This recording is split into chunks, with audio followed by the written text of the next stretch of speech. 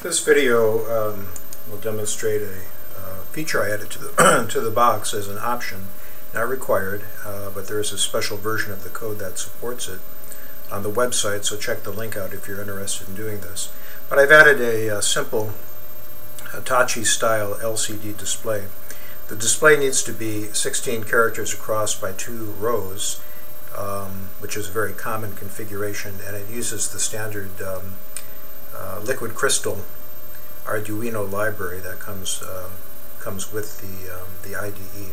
So there's no additional libraries required to use this. I had to do some optimizations on the code to get enough space to fit this in, but it is fairly full-featured and supports display of most of the operating modes and conditions that you're likely to need. So if you want to trick out the blue box with all the other stuff in there, this might be for you, but certainly not required. Just use the non-LCD version of the code and it'll work just fine. I'm using the analog output pins as digital outputs here to get enough pins so we can also plug the keypad, the 8 pins needed for the keypad, and then the potentially 2 pins for the audio out for using differential mode. So it was kind of a squeeze, especially on the Pro Micro, to get everything on there, but by moving some things around, it was done for all versions and all different options. And there's an updated manual with the LCD version that shows the connections for the 2 boards that are supported, the Micro and probably the Leonardo, I think it would work with, and also the Pro Micro, the little size-reduced Chinese clone of the Micro.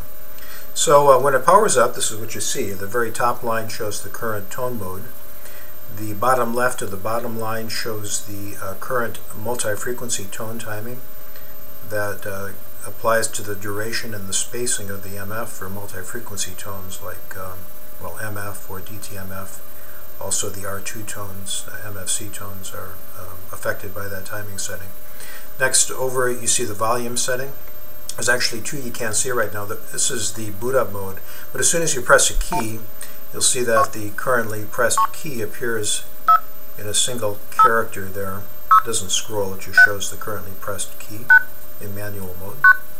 And if you turn on the reminder beep, which will sound a reminder beep to turn this box off after 5 minutes of inactivity, of no key press, you can press and hold D, turn that on, and you'll see the very last character in the bottom row will light up with a solid block to indicate as a reminder that the reminder beep is on. So it's a reminder of a reminder. So anyway, somewhat useful. So all the tone modes are supported. Let me just show how the timing updates. So you can see we switched from 75 to 120 millisecond MF timing there, which are the 2 modes supported. If we go into red box mode, which is mode 6, that's where we can change the volume with the star and the pound keys. You'll see we're in red box mode, but if I press the star key, you can see the 15 available volume steps are updated with the tones. And that's displayed. And we do have a string for each one of the tone modes. So right now we're in red box, we'll go back to MF, DTMF,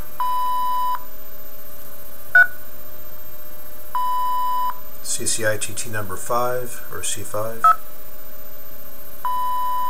CCITT number 4 or SS4, 2600 dial pulse,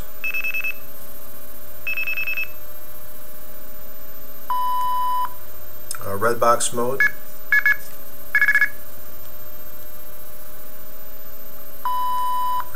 R2 or MFC mode as it was known in the UK.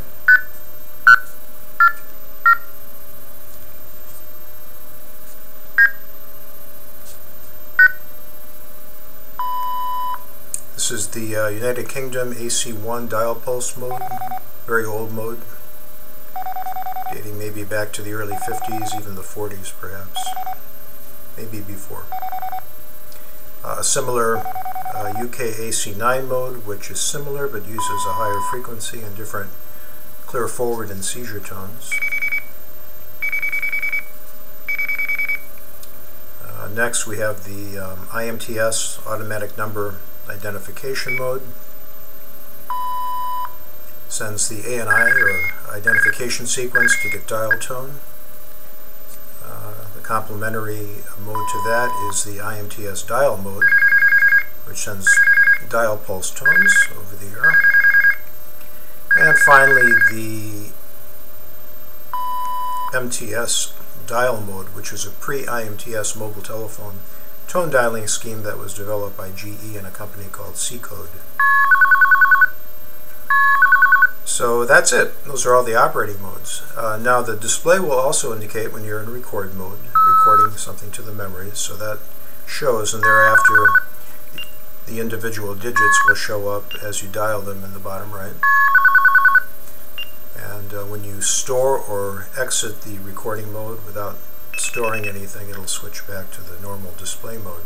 Playback mode is a bit different. When you enter that by holding the A key, it will display playback mode. And then thereafter, if you press one of the keys, one of the 12 memory keys to play back the recording, or the recorded digits, those will actually display.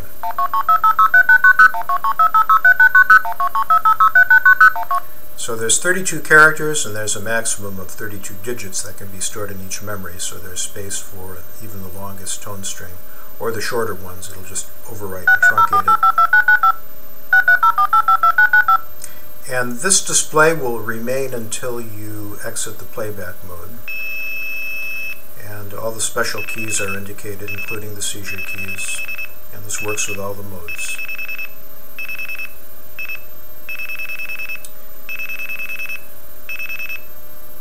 And thereafter, if we exit the playback mode, we'll go back to the current manual mode that we were previously set to. So again, very low overhead, doesn't tax the CPU very much because the LCD stores all the data in its own memory, so very efficient. So LCDs are cheap, and it's an easy and quick way to add some display capability to your blue box.